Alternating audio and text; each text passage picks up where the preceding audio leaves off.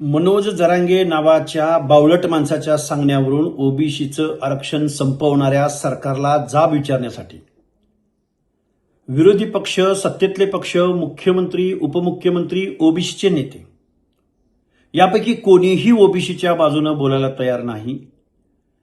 अनेक मंत्र्यांची, मुख्यमंत्र्यांची आयमाय काढली जात असताना एकही मंत्री बोलत नाही, पक्षाचा पदाधिकारी बोलत नाही.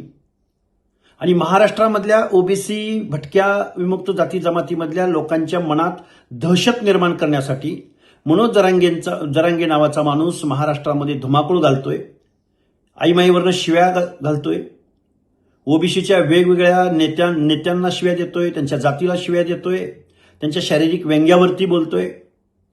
आणि या सर्व गोष्टींचा परामर्श घेण्यासाठी उद्या सकाळी 11 वाजता आपण सोलापूरमध्ये मोहोळ मार्गे मी सोलापूरला येतोय.